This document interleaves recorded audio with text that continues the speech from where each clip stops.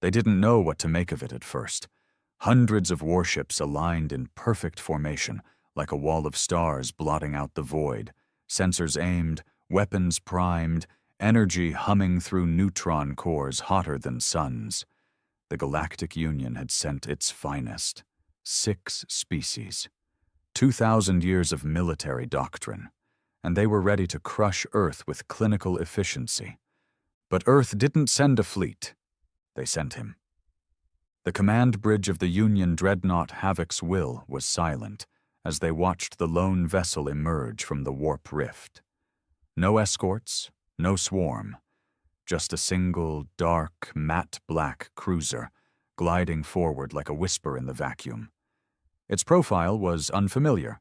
No known schematics, no recognized signature, no heat emissions. Just one word etched across the hull in ancient Terran glyphs. R-A-V-E-N.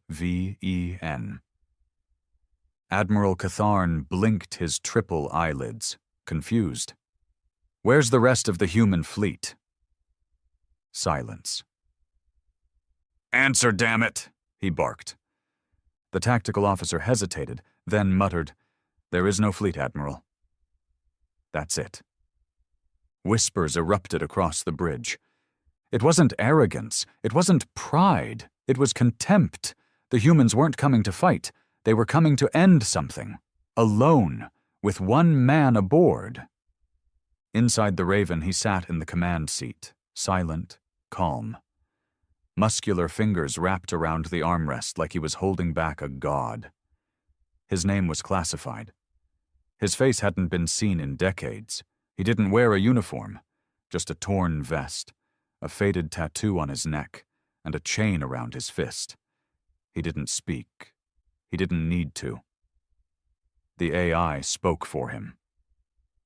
"Target acquired. Multiple vessels detected. Shall I initiate combat protocol?" He didn't answer. He just smiled. Back on the Union Bridge, the Admiral tried to calculate the odds again. This had to be a diversion. A decoy. Humanity had to be sending more. They wouldn't just throw a lone ship at a galactic fleet, unless they knew something the rest didn't. And they did. In the inner files of Earth's black site programs, buried so deep even the AI war tribunals feared to touch them, was a protocol marked only as Oblivion Type 0. And the man in the Raven was its only survivor. He wasn't just a pilot. He was a weapon. Catharn's second-in-command panicked. "Admiral, incoming signal. Human frequency dot." "Put it through." A voice crackled through the chamber, dry, gravelly, like gravel under steel. "This isn't a war. This is judgment. You came to take Earth, but Earth already took me. You want a battle? You'll get a lesson." Then the line went dead. The Raven accelerated. No shields, no evasive maneuvers. Just a straight line toward the heart of the Union fleet. And that's when the sensors started to scream. Radiation spikes, energy fluxes that made neutron cores look like candles. The Raven wasn't firing weapons, it was one. The hull began shifting, distorting space around it, tearing at physics like a wild dog. One ship, one man, one decision to defy the most powerful coalition in the galaxy. Admiral Catharn stood frozen as he realized what he was witnessing wasn't bravery. It was madness, or worse, humanity. The Raven didn't slow. It didn't blink under the pressure of 1,000 weapons targeting it. It didn't react to the threat displays lighting up across the Union command bridges like firestorms. It just kept coming. Unbothered, unafraid, and completely outside the realm of rational warfare. Inside the control room of Havoc's will, Admiral Catharn stood like a stone idol. The fear in his chest wasn't logical, but it was real. He'd survived the Mantak uprising, held orbit during the Drex incursion, executed over 700 captains for cowardice. And yet now, facing a single ship, he felt something new creeping up his spine. Doubt. The sensors were failing to measure the Raven's interior structure. Its material composition returned readings that shouldn't exist. Not alloys, not energy fields, something in between, something wrong. "Fire everything," Catharn growled. "Now!" Dozens of capital ships lit up the void like suns in a supernova. Plasma torpedoes, dark matter lances, ionic warheads, wave-based disruptors, all flung toward the Raven in overlapping arcs of destruction. The Raven didn't dodge. It absorbed. The first torpedoes hit with enough force to level a moon, but they vanished on contact, like pebbles tossed into a black hole. No explosion, no reflection.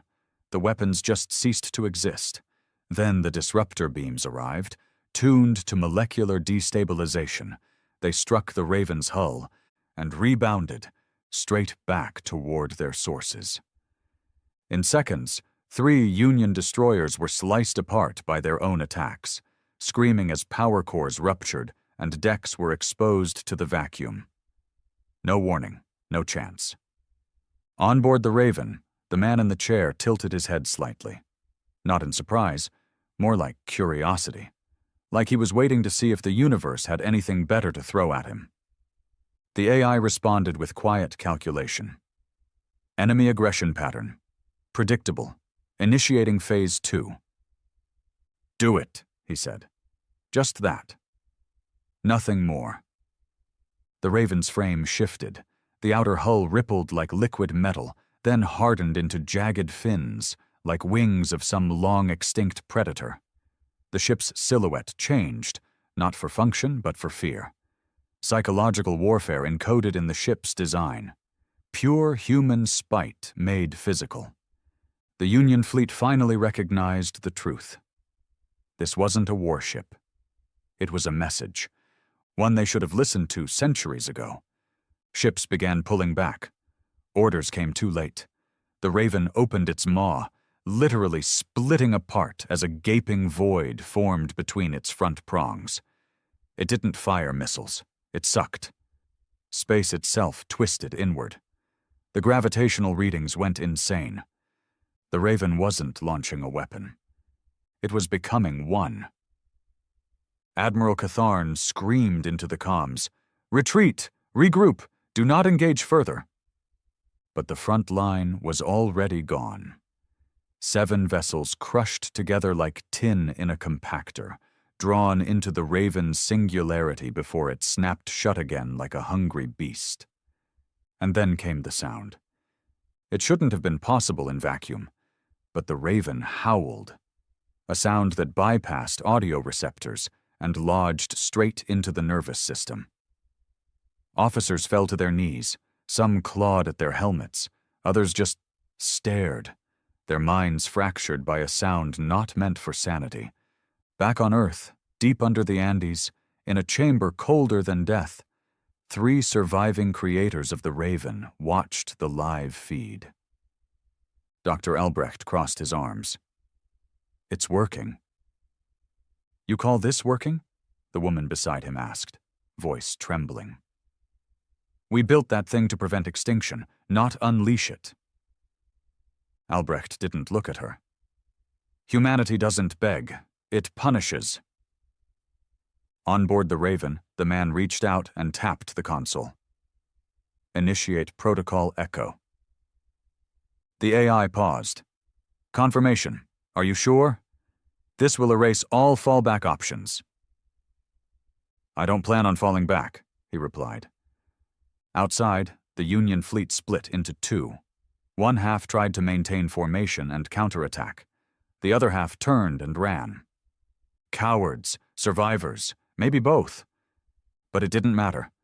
The Raven locked onto the nearest dreadnought and launched. No engines, no flames, just motion, raw and unnatural. 1 second it was idle. The next, it was on the hull of the Galaxian Crown, boring through 6 layers of alloy with something no one had ever seen before. Not lasers, not torches, time collapse. The metal rusted in microseconds. Then the Raven injected its payload. A virus made of memory, rewriting the ship's onboard systems with the worst moments of human history. Every screen flickered to images of Earth's bloodiest days: trenches, gas chambers, bombed cities, betrayals, genocides. The alien crew screamed. They couldn't shut it off. Their minds weren't built to process such relentless, naked cruelty. Some tried to kill themselves. Others succeeded. In less than 5 minutes, the Galaxian crown went silent. No weapons fired. Just silence. In the control room of the Union flagship, Catharn was shaking now. "Who is he?" he whispered. "What kind of species, what kind of creature? It sends one man against a fleet." The tactical officer looked up, tears in her 3 eyes. "They call him the Echo." The name meant nothing to Catharn, but to humans it was legend, the last survivor of Earth's true warfare age, a soldier who didn't fight for orders or peace or empire, a man who fought because there was no one left who could. The Echo wasn't a hero. He was the debt humanity sent to be paid in blood. Inside the Raven, he sat alone, not smiling anymore, just breathing. Every breath hurt, every pulse a reminder of what he'd sacrificed to become what he was. The nanites in his spine were failing. The psychic barriers were cracking. But it didn't matter. One more ship, one more example.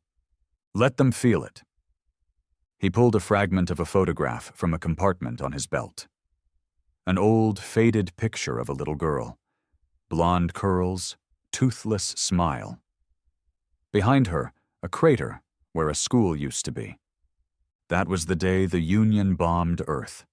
Not a declaration, not even a warning, just a test to see if humans could bleed. They could, but they didn't forget. He crushed the photo in his hand, not out of rage, out of focus, resolve. This wasn't about war. This was about memory. And vengeance. The Raven spun, choosing a new target, the Union's command vessel. Admiral Catharn's face drained of all color as he watched the black ship come for him. "All ships, stand between us and that thing, stop it." But no one moved. No one dared. The Raven's AI delivered the final message, beamed to every corner of the galaxy. To those who believed humanity was broken, we were. But we rebuilt with scars. You called us lesser, primitive, savage, and we agreed. Pause. But savagery has memory, and we remember everything. The Union lost 11 capital ships that day, and all of its pride. The Raven drifted silently through the wreckage, its pilot slumped in the chair, breathing heavily. He didn't smile. He didn't speak. He just waited. Because this wasn't over, this was only the beginning. The wreckage drifted like frozen corpses in a void funeral. Burned hulls, twisted metal. Escape pods cracked open like eggs. For all the firepower the Galactic Union had amassed, it hadn't stopped one man. One ship. The Raven floated silently now, like a beast that had eaten its fill and was waiting to see if anyone else wanted to try their luck. No one did. Admiral Catharn's command deck was in shambles. Half the crew was dead or insane. The rest were looking to him for answers he didn't have. It was the kind of silence that only ever existed in defeat. Thick, ugly, humiliating. He leaned over the console, blood dripping from a cut above his eye. What is that ship? The answer didn't come from his officers. It came from an intercepted file. Old, encrypted, long buried in the Union's classified black archives. Someone had unearthed it in the last hour, as panic spread across the fleet like a virus. The file was simple. A single line from a Terran general recorded over a century ago, in the ruins of a long-forgotten battlefield. If humanity ever sends just one, you should start digging your grave. That wasn't strategy. That was a promise. Across the rest of the fleet, what remained of Union Command debated one last push. Two admirals advocated for regrouping with reinforcements from the Helix Quadrant. Another demanded immediate retreat. But Catharn knew something no one else did. The Raven wasn't attacking them. It was testing them. Back aboard the ship, the Echo sat motionless, his mind drifting in and out. The AI administered auto-stabilizers, micro-shocks to his nervous system to keep him lucid. But the bleeding inside his skull had started again. The nanites weren't regenerating, they were dissolving. He wasn't built to last, he was built to destroy. The AI's voice broke the silence. Vitals dropping. Suggest emergency stasis. No, he whispered. You will not survive another engagement. I'm not here to survive. He closed his eyes and remembered her voice. The girl with the curls. The laugh like spring rain. She'd asked him once, "Why do stars die, Daddy?" He hadn't answered then. Now he knew. So something new could be born. The Raven stirred. It turned slowly, deliberately, toward the last standing line of Union defense. 12 cruisers surrounding the central command ship, Vallis Primarch. Not the biggest, not the fastest, but the symbol. Every victory parade in the last 50 years had flown under that banner. Time to burn it. But as the Raven prepared to move, a new signal pulsed across the void. Different frequency. Not Union. Not Earth. Something else. The Echo's eyes snapped open. I trace that. The screen flickered. An ancient dialect scrolled across the interface, glyphs that hadn't been seen since the first collapse. Pre-Earth. Pre-everything. The AI stuttered. Signal origin unknown. Transmission. Human. He leaned forward. Repeat that. Human, but not Terran. Variant detected. The Raven halted. So did the Union fleet. Then something stepped through. A ship, not made of metal or alloy, but of fractured gravity and frozen time. Its shape bent the mind. To look at it was to feel your memories being rewritten. Inside it, a signal pulsed. A voice, fractured and ancient. You are not alone, Echo. He stood slowly, his body cracking from within. Bones shifted unnaturally. The process was accelerating. His time was measured in heartbeats now. AI, he whispered. What the hell am I looking at? The ship, if it could be called that, responded in kind. Not with words, but with images. A war before records. A faction of humanity that didn't return to Earth. They evolved out there, in silence, in suffering. And now they'd come home. The Echo stared at the apparition in disbelief. They weren't allies. They were judges. The AI confirmed it. Human DNA confirmed. Non-Terran lineage. Likely origin. The Exodus Project. Lost in deep space anomaly 917 years ago. Catharn saw it, too. His sensors barely functioned, but the ripple in space was undeniable. Another one? He whispered. There's another kind of human? The Union commanders panicked. They'd barely survived one. A second kind, unknown, uncharted, evolved, wasn't just a complication. It was a nightmare. The strange vessel moved closer to the Raven, not in aggression, in recognition. Two ghosts of humanity, one from Earth, the other from something far older. Inside the Raven, the Echo felt it, in his blood, in his bones. They'd come not to help, but to witness. He connected his neural link to the apparition. Just for a second. Just enough to understand. What he saw made him choke. Thousands of years of survival. Alone, no planets, no home, only ships like that one, bending physics, enslaving stars, trading their humanity for survival. And they judged Earth soft. The message was clear. Finish what you started. Prove yourself, or we will finish it for you. No alliance, no peace, just challenge. The Echo looked toward the last Union ship, the Vallis Primarch, still alive, still clinging to the hope that someone would come stop this madness. He stood tall now, blood dripping from his jaw. AI, he said. Yes? Prepare to breach the Primarch. You won't make it. I wasn't supposed to. Outside, the Raven roared forward, not sleek, not graceful, just angry.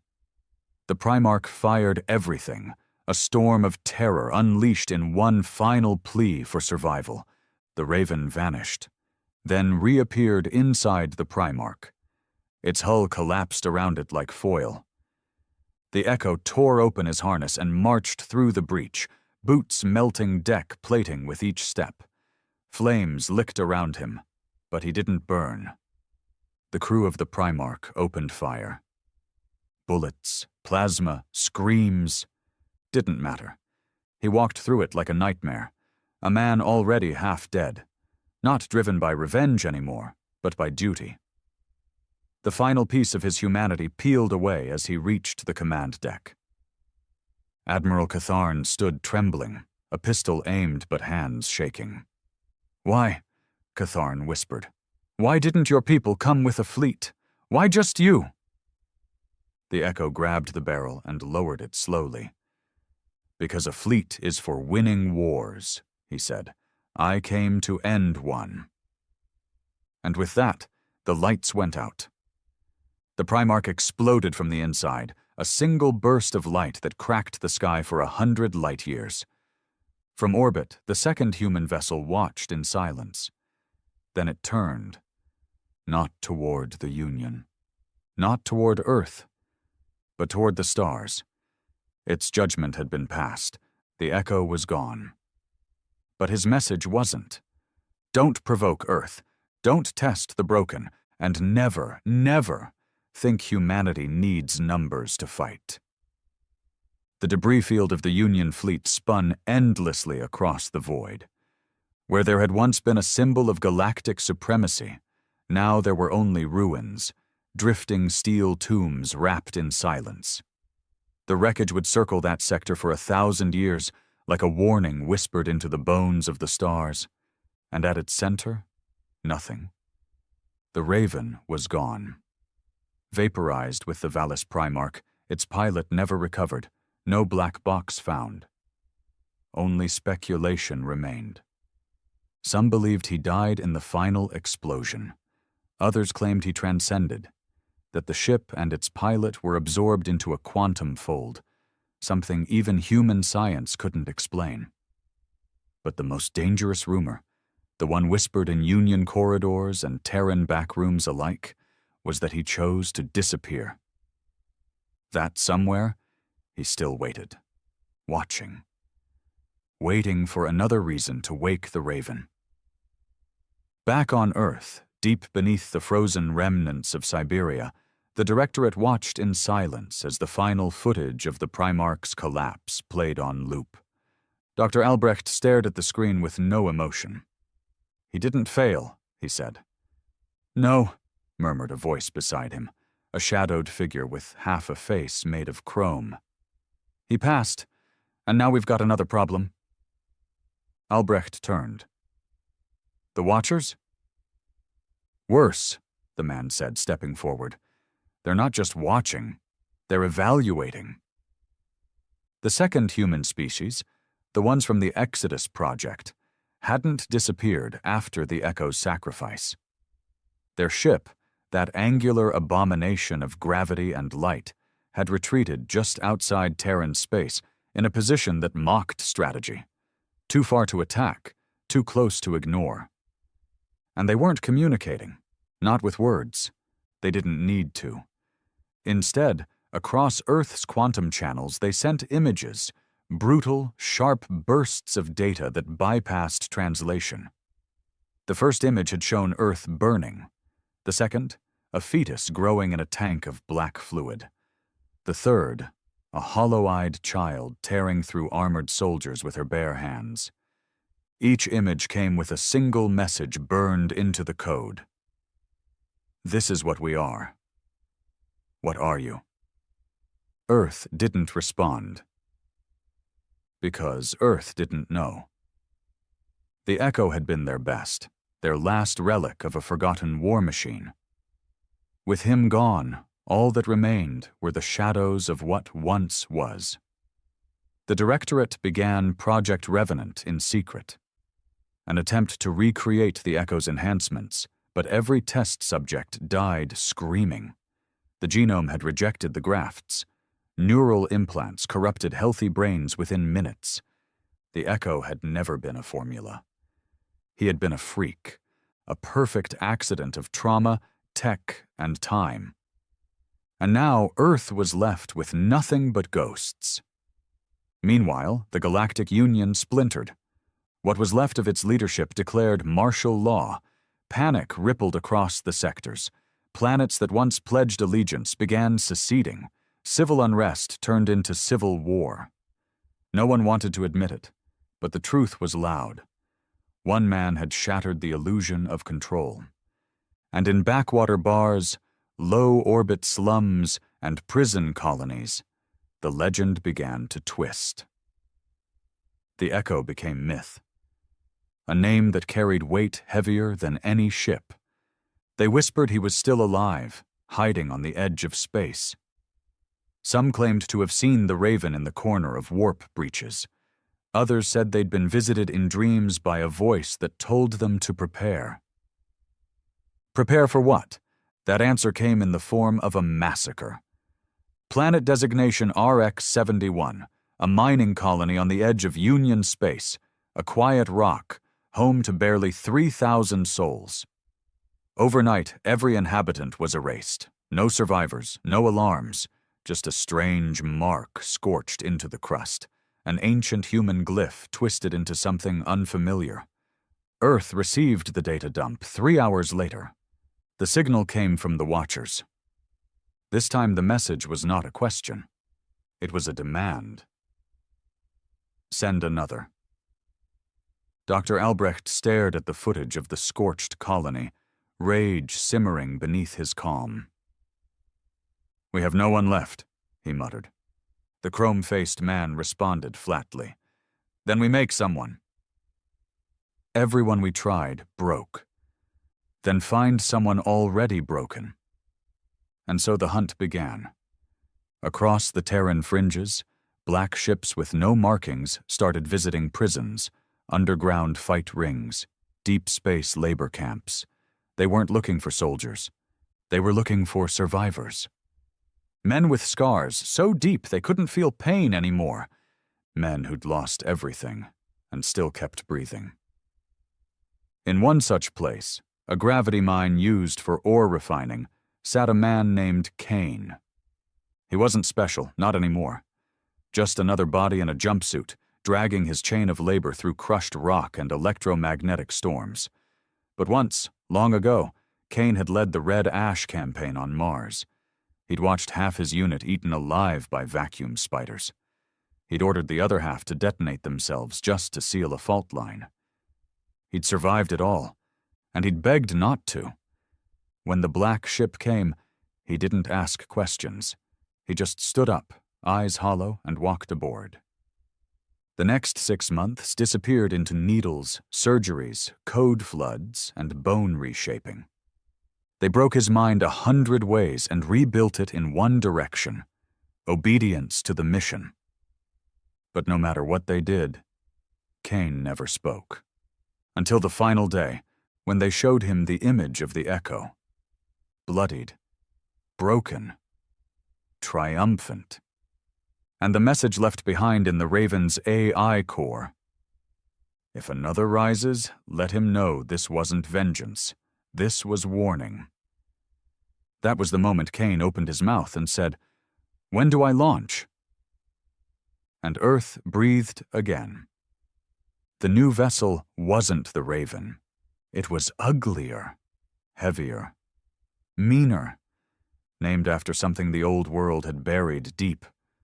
The Crucible. Kane was wired into it without ceremony. No send-off, no flag. He didn't care. He didn't need legacy. He just needed one target. And the Watchers were waiting. Their ship drifted just outside the Kuiper fringe, still pulsing with that impossible geometry, like a puzzle that couldn't be solved without going mad. When the Crucible dropped from warp, the stars shivered. Kane didn't speak. He didn't need to. Inside his skull, a whisper had been growing louder each day. Not the scientists, not the AI. Him. The echo. His memories had bled into the neural drive, buried inside the wreckage Earth recovered after the Primarch's fall. They hadn't found the echo's body, but they'd found his mind. Echoes of his rage, his choices, his pain. Now Kane carried that burden. And more than that. He understood it. The Crucible opened a channel to the Watcher ship. No words were exchanged. Just a pulse. Challenge accepted. What followed wasn't war. It was something older. A duel, ship to ship. Man to monster. Legacy to evolution. Kane stared at the Watcher ship like a man who had already buried himself. The Crucible floated beside him, quiet and monstrous, its hull blackened from re-entry simulations and experimental weapon test burns. Nothing on that ship was aesthetic. No grace. Just jagged edges, trauma-coded systems, and a cockpit wrapped in bone mesh designed to sync with his nervous system on a molecular level. He didn't ask what the Watchers wanted. He already knew. They were testing Earth, again, not with armies, but with fate. The Crucible powered up with a growl, not a hum. Its core wasn't clean tech like the Raven had used. It was dirty, built on failed ethics and desperation. A war engine made by men who stopped pretending to be moral. Kane took one breath, one heartbeat, and activated neural sync. Instant agony. The Crucible didn't link like the Raven. It tore its way into him, flooding his veins with dark circuit pulses, grinding bone against alloy, replacing muscle memories with something colder. He didn't scream. He didn't flinch. He belonged to it now. "Status?" came a voice. Mechanical, clipped, soulless. The new AI didn't have the Raven's charm. It wasn't meant to. It was a handler, not a partner. "Functional," Kane growled, his throat already bleeding from the strain. "Feed me the target." The Watcher ship didn't move. It didn't broadcast threats. It simply bled light from every impossible angle. The Crucible's sensors began to rupture. "They're corrupting time around themselves," the AI noted. "Microshifts, temporal interference. It's not just movement. They're fracturing the future." Kane blinked once. "Then we hit them in the now." The Crucible moved. It didn't fly. It didn't glide. It punched through space with every microburn, distorting the black between stars with its mass. As it surged forward, the Watcher vessel responded in kind, folding into itself like a blooming flower made of hate. Then it struck. A single lash of anti-light whipped towards the Crucible, faster than reaction, hotter than hell. It wasn't matter.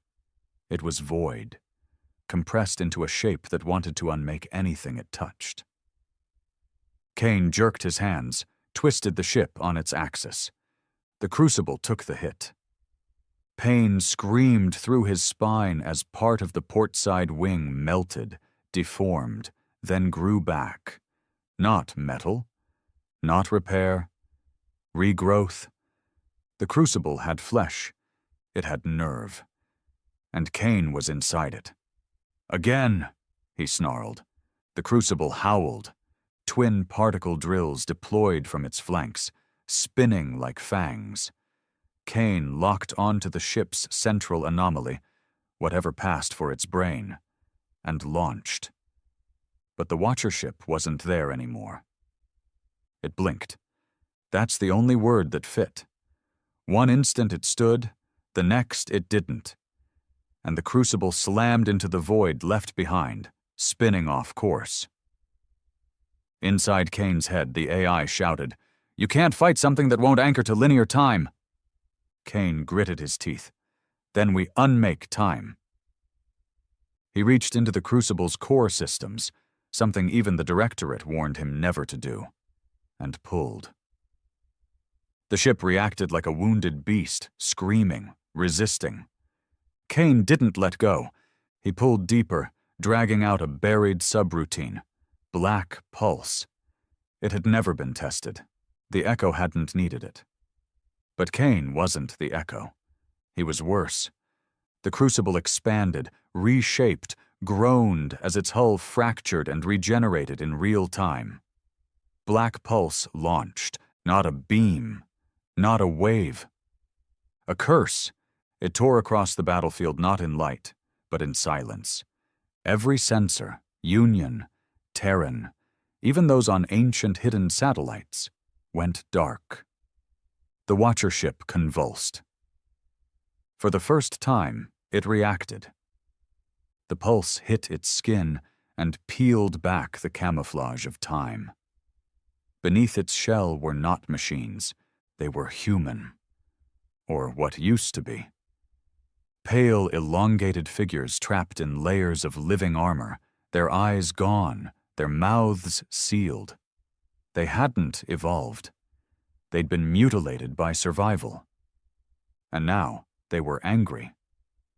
The ship retaliated, launching a scream across every channel. Kane staggered in the cockpit as the sound drilled into his skull. It wasn't just noise. It was memory. He saw his dead squadmates on Mars, his wife choking on poison air. The last time he cried, the last time he begged someone to kill him, every shame, every mistake. The Watchers weren't fighting with weapons. They were using grief. The AI's voice cracked, almost human. "They are rewriting your perception. Stop thinking. Let me guide—" Kane shut it out. He didn't need guidance. He needed rage. With a roar, he seized the Crucible's override system and manually steered into the heart of the Watcher ship's temporal breach. The edges of reality cracked. Time slowed. Colors inverted. He saw things that never happened, alternate versions of himself burning, fleeing, dying. He chose none. He dove straight in. Collision, implosion. Silence. Then light. The Crucible reemerged, dragging part of the Watcher vessel with it, a chunk of its internal architecture bleeding blue mist. Kane slammed it into a containment field. The AI blinked. "What did you just do?" "Ripped out its heart," Kane muttered, barely conscious. He stared at the floating mass. It twitched, pulsing with sickly rhythm. Inside it, a voice whispered. "Software female. We are what you could become." Kane stepped forward, looked at it, smiled without joy. "And you should have stayed lost." Then he purged the chamber with plasma. It screamed once, then died. For real. The Watcher ship folded in on itself like a collapsing star. No retaliation, no explosion. Just silence. Kane stood alone in the cockpit, barely breathing, bleeding from his eyes. But victorious. The AI returned, voice steadier now. "Target eliminated." "No," Kane whispered. "That was a scout." The AI hesitated. "Explain." "I saw what it saw," Kane said. "It wasn't attacking. It was measuring. That wasn't the main fleet. That was the first step." The Crucible drifted in space now, engines offline, leaking mass. Earth's comm link crackled to life. "Pilot Kane, do you copy?" He stared out at the stars, and finally answered, "Yeah, I copy." A pause. Then, "Status?" Kane looked at his reflection in the shattered glass of the cockpit. "I'm ready," he said, "but this isn't over. It hasn't even started." The crucible limped back into Terran space, trailing fractured debris like blood in open water. The ship's structure hissed as atmospheric re-entry triggered emergency cooling vents, steam pouring off its scarred frame. It was a miracle the thing held together at all, or maybe a mistake. No celebration waited for Kane, no cheering crowds, no welcome home, only protocol. He was met by drones first, mechanical swarms scanning every molecule of the crucible, checking for contamination, anomalies, or traces of Watcher tech. Then came the black suits, faceless men who never gave their names, ushering him into a decompression chamber with thick walls and no windows. He stood alone in a jumpsuit that smelled of burnt metal and dried blood. His knuckles were still cracked from gripping the manual override handles. He hadn't slept in 6 days. He didn't ask how long the debrief would take. He didn't care. Dr. Albrecht finally entered, clipboard in hand, expression unreadable. "You should be dead," he said. Kane didn't look at him. "You're welcome. We've run simulations, 916 scenarios. None of them had you surviving that encounter. None." "Then your simulations are trash." Albrecht smirked faintly. "You brought back the first physical evidence we've ever had. A piece of their core. Even in ruin, that's a breakthrough." "Call it a souvenir," Kane muttered. There was a long silence between them. Then Albrecht leaned forward, eyes colder than the chamber. "You saw something in there, something you haven't told anyone." Kane said nothing, but the silence was louder than a scream. Albrecht continued, slower now. "We know. We saw the Crucible's neural logs. You accessed something buried inside them. Not just code, not memory, possibility." Kane finally turned his head. His voice was low and hollow. "They're not coming for Earth." Albrecht frowned. "Then what are they coming for?" Kane's jaw clenched. "Me." The air in the room seemed to freeze. "I didn't win that fight," he said. "I passed a test, barely, and now they're coming to claim me." "You're assuming they think you're one of them," Albrecht countered. Kane shook his head. "They don't think I'm one of them. They think I'm the next version." Albrecht stiffened. "A prototype?" "No," Kane whispered. "A replacement." Outside the chamber, sirens wailed. The facility trembled slightly as deep core alarms activated. Not from impact, not from attack, from presence. Orbit control screamed through emergency frequencies. Something was entering Terran space. Not a ship, not a fleet, a signal. And it wasn't coming from outside the solar system. It was already here. Below Antarctica, the Sub-Zero Relay Center detected a frequency that had been dormant since Earth began broadcasting radio. The Watcher signal had embedded itself into Earth's tectonic crust centuries ago, waiting. Now it was waking up.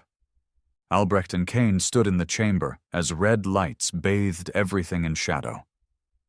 "Get him to Site Black," Albrecht ordered. "Now!" But Kane didn't move. He was staring into space, eyes glazed, lips twitching. Whispers filled his ears. Not from outside. From within. The voice wasn't his. It wasn't the AI. It wasn't even human. It was the Watcher. "We gave you a gift," it said, "and you wore it like a weapon, but you were meant to become." Kane clenched his fists. "I'm not yours." The voice chuckled. "You already were." His veins began to glow faintly, blue light crawling through his skin like frost. Albrecht's eyes widened. "Restrain him!" he shouted. But Kane's body wasn't responding to orders. The crucible had been too effective. The neural link hadn't severed. It had evolved. His physiology was changing. Subtly, slowly, but irreversibly. He wasn't just synced to the crucible anymore. He was it. Albrecht backed away. "We should have let you die out there." Kane looked at him, and his voice was no longer his alone. "You didn't save me. You released me." Then he collapsed. In the hours that followed, Earth went black. Not from war, but from fear. Communications failed across major cities. Satellite systems blinked out. Quantum AI cores stopped responding. The sky filled with static. Power grids failed not from overload, but from refusal. The Watchers weren't coming. They were already inside the system. They'd been watching for decades, waiting for the first true echo.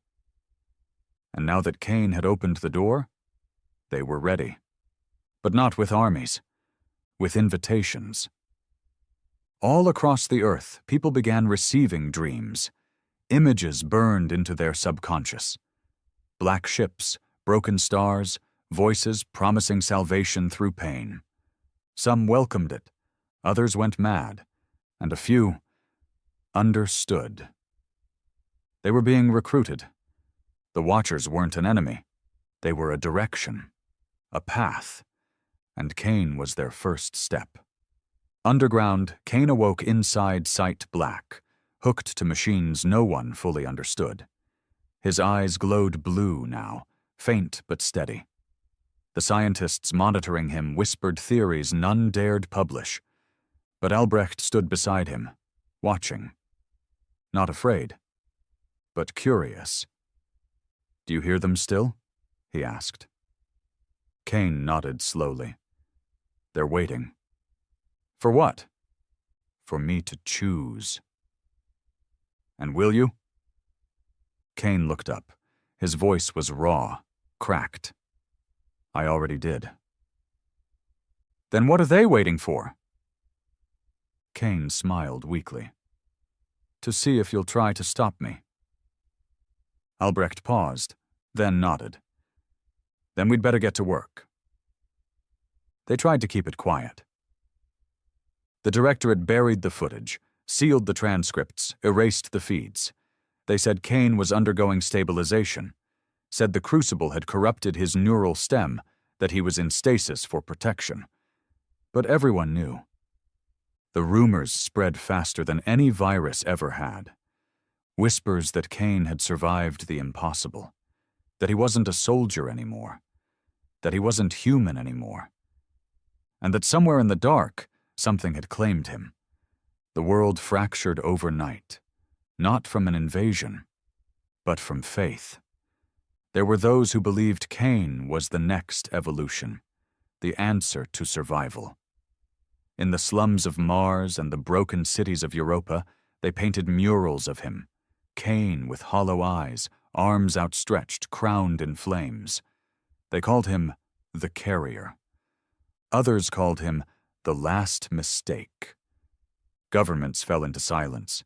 Some militaries defected outright, offering allegiance to something they couldn't see, couldn't explain. Others locked down their borders, terrified that whatever Kane had brought back was contagious. And it was. Not physically, but philosophically. Kane had become a question. And the only ones willing to answer it were the ones who feared nothing anymore. Back inside Sight Black, Albrecht watched him through layers of glass and lead.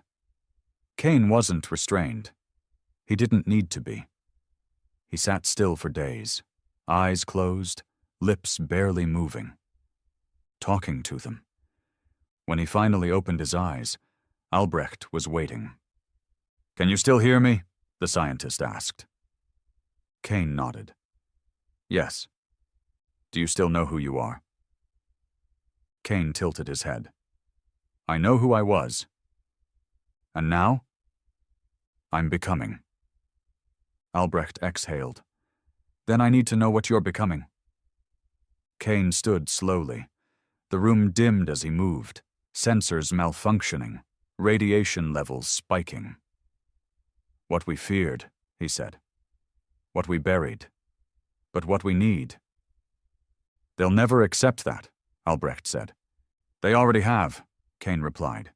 The others, the ones dreaming. Albrecht stiffened. You've made contact? Kane nodded. They're not soldiers. They're seeds. You planted them long ago by trying to end war instead of understanding it. Albrecht turned away. We didn't want this. We wanted survival. Kane stepped closer to the glass. Then stop pretending you were innocent. The lights flickered. Across Earth, riots began. It started in the equatorial sectors, where the air domes were oldest and the security thinnest. Workers refused to operate the orbital arrays. AI assistants shut down without explanation. Then came the fire bombings, the blackouts, the screams. And everywhere the symbol appeared, a circle of ash with a vertical line through the center, the Watcher mark. Humanity was splitting, not by country or class, but by belief. Some wanted to fight, to find another echo, to burn every remnant of Watcher tech and erase the crucible from history.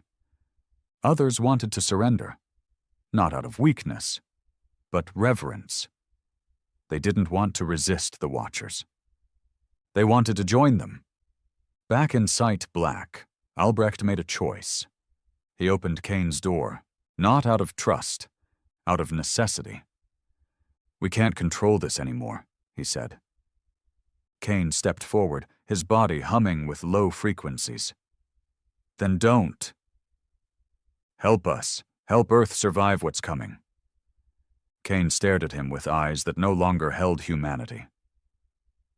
Only if Earth understands, survival means change. Albrecht nodded once. Then we'll change. Meanwhile, far above the planet, something woke up. A satellite abandoned decades ago, forgotten after the Venus-Arc War, suddenly lit its thrusters and adjusted orbit. The AI inside it, thought dead, began broadcasting. Not to Earth, but into deep space. Coordinates. A message. The words weren't in any known language, but the Watchers heard them and responded. They didn't send ships, they sent him. No name, no identity. Just a shape. He arrived in orbit without propulsion. A humanoid, naked, hovering 20 miles above Earth. His skin was white as bone, his eyes black pits of memory. And when Terran defense systems targeted him, he smiled. They opened fire, railguns, orbital lasers, kinetic spears. Every shot passed through him, not because he was intangible, because he was not now. He phased between moments, always just before the impact, just after, never during. Then he descended. Kane felt him before the alarms screamed. In his mind, in his marrow, something said, "Brother." Albrecht watched Kane stop mid-sentence, eyes going wide. "What is it?" Kane didn't answer. He ran. Tore through the underground corridors with speed the cameras couldn't track. He reached the elevator shaft, leapt up it bare-handed, punching through 3 layers of armor before surfacing in the upper city. And there he was, hovering above the towers, watching, waiting. Kane stepped into the light, and the sky turned black. The two locked eyes. No words, no war cry, just understanding. This was it. The other echo, the one the Watchers made. Their answer to Earth's challenge. Kane didn't hesitate. He launched, and the sky cracked. The sky shattered. Not in the poetic sense, not metaphor. The upper atmosphere cracked under pressure from forces no one had words for. Sound disappeared. Light twisted. Cities below fell silent as the air turned heavy, as if the planet itself held its breath. Kane and the Watcher-born Echo met mid-air. No weapons, no fleets, no commands, just fists. Their first strike bent the skyline. Windows exploded. Satellites veered off orbit. Two bodies colliding with more force than Earth's deepest gravity wells. Kane's body convulsed as he absorbed the impact, his spine rippling with nanite repair streams. But he held. The other Echo, paler, smoother, perfect in shape, barely flinched. He floated backward with unnatural grace, tilting his head like an artist studying an unfinished sculpture.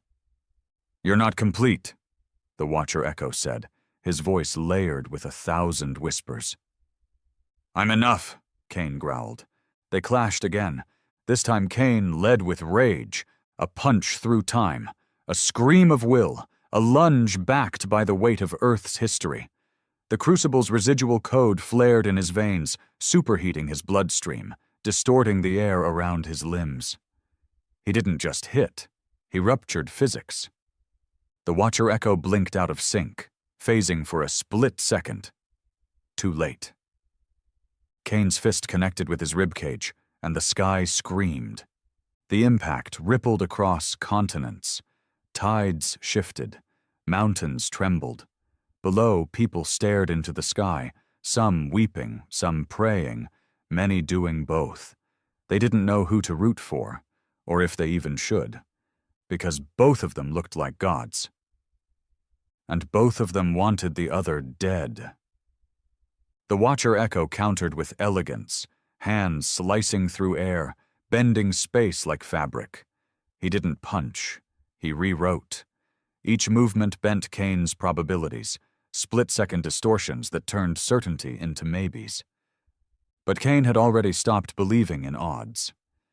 He fought like Earth itself, dirty, resilient, primal. They fell. From orbit to ocean, they plummeted like comets. Their impact into the Atlantic sent walls of water tearing into the coasts of 4 continents.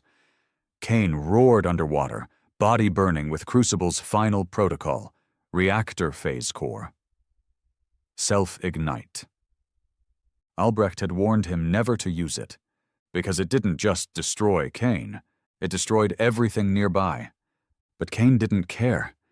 He wasn't just fighting for Earth anymore, he was fighting for the right to stay human. Under the crushing weight of the ocean, he wrapped his arms around the Watcher Echo's neck and activated Phase Core. The explosion wasn't light. It was absence, a pulse of erasure that tore a sphere out of the ocean, exposing bedrock before gravity and water reclaimed it. Ships were tossed like toys. Storms birthed in every direction. And when the smoke cleared, Kane floated above the crater, alone, bleeding, breathing, but not broken. The Watcher Echo emerged moments later, body fractured, leaking blue mist from his eyes and mouth, but smiling. "You're close," he said. "To what?" Kane spat. "To us!" Kane launched again, howling. They collided mid-air over the smoking Atlantic, a ballet of death, not smooth, not choreographed, brutal, messy, desperate. Kane broke his ribs, then his arm, then his back. But he kept fighting, and when the Watcher Echo finally faltered, just for a moment, Kane struck true. A punch to the chest, straight into his core, straight into memory. Kane didn't see light. He saw truth. Visions flooded his mind, Earth's forgotten wars, ancient human colonies lost to time, the Exodus Project screaming into darkness as they reshaped themselves into monsters just to endure. They didn't become Watchers out of choice, they had to. and now they'd returned to offer salvation. But only to those who bent. Kane came back to himself with a scream, fists buried in his enemy's chest. The Watcher Echo wheezed. "We are the cure!" Kane leaned close. "Then I'd rather be sick," and tore out his core. The sky detonated. No noise. Just pressure. Just change. The Watcher Echo imploded, folding inward, vanishing in a scream of code and dust. Gone. Real gone. Kane collapsed into the ocean. He didn't float. He sank. 3 days later, Site Black was abandoned. The Crucible irreparable. But Kane was alive. Barely. His body was recovered by scavenger ships, smuggled to underground labs, revived by medical tech they weren't even cleared to see, much less use. And when he woke, Earth had changed. Not politically, philosophically. There were still nations, still factions. But now everyone knew. There were others out there. Not just aliens, not just threats, but reflections. And they were watching, waiting, to see if Earth would bend or rise. Albrecht sat beside Kane's recovery pod, aged and broken, coughing blood into a rag. "They'll be back," he whispered. Kane nodded. "Let them. They'll send more, smarter, stronger, maybe not even human anymore." Kane looked up. "Neither am I." Albrecht chuckled. "You always were. That's why you won." "No," Kane said. "I didn't win." "Then what did you do?" Kane closed his eyes. "I reminded them that we're still here." The lights dimmed. Far above Earth, in the empty dark, a signal pulsed. Faint. Rhythmic. A heartbeat.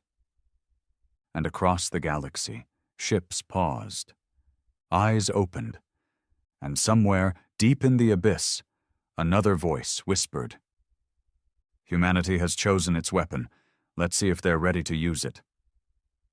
They built a monument, not to Kane, not to the war, but to the moment. A black shard, 300 meters tall, rising from the heart of the Atlantic crater, where two beings collided and tore the sky open. It was made from the fragments of the Crucible, welded by heat from the reactor core that almost killed the planet. The monument didn't have a plaque. It didn't need one. Everyone knew what it meant. This far, no further. They called the site the Divide, because it marked the split, not just between two men or between Earth and the Watchers, but between what humanity was and what it was willing to become. Years passed. The Earth didn't burn. But it didn't rest either. Something had shifted. The stars weren't silent anymore. The galaxy watched Earth the way you watch a wounded predator. Carefully, respectfully, and never too close. Kane was never seen again. Rumors said he died weeks after the final battle, his body unable to hold the Crucible's changes. Others said he ascended, literally disappeared into the sky, leaving nothing behind but static and melted concrete. Some believed he was buried in a secret tomb beneath the Divide. Others said he was the monument, fused into the obsidian core, his mind still awake, still listening. The truth? No one knew. But his effect remained. Across the world, children grew up in Kane's shadow. They studied what he did, what he fought, and what he refused to become. And from those teachings came a new age, not one of peace, but of preparedness. The Watcher Protocol became law on every continent. Every power grid, every AI, every planetary defense system carried fail-safes against non-linear attacks. Humanity didn't rebuild its fleets, it rebuilt its mindset. No longer expansionist, no longer naive, Just ready. In the outer colonies, they still whispered of watchers in the dark, strange shapes seen near mining moons, dreams of the black symbol that woke people screaming. A girl on Europa drew pictures of a white-eyed man before she'd ever seen a screen. A laborer on Ganymede swore he saw a shadow flicker between seconds. But the watchers never returned. Not openly, not yet. Because Cain had set a precedent. He'd shown them that even after all their evolution, all their time-bending and future-seeing, they still feared something. A human who refused to die quietly. Albrecht died 2 years after Cain vanished. He left behind one message, encrypted and buried in Earth's deepest AI core. It read, "I don't know if Cain saved us. I don't know if the Watchers were enemies or warnings. All I know is we built monsters to face monsters, and the man we made chose to remain human. That was the only victory we ever needed." That message is now required reading in all interstellar training academies. They don't teach his tactics. They teach his choice. The choice to fight, even when logic said to surrender. The choice to bleed, even when offered godhood. The choice to remain Earth's son, even when the stars offered something more. The Watchers never sent another envoy. No fleets, no envoys, just silence. And that silence? That was enough. It meant Earth wasn't forgotten. It meant Earth was respected, or feared, or both. On the 10th anniversary of the Divide, a boy stood before the monument with his father. He looked up at the towering shard and asked, "Was he real?" The man, scarred, silent, simply nodded. "Yes." "Did he win?" The man thought about it. "No," he said quietly, "but he made sure we didn't lose." The boy didn't understand. Not yet. But he would. Because the lesson Cain left behind wasn't in war or power. It was in defiance. In the whisper every human now carried in their blood, "You can break us. You can bend us. But you will never own us." And across the black sea of stars, the Watchers heard it, and listened, and waited, because Earth hadn't finished its story. It had just finished its first chapter.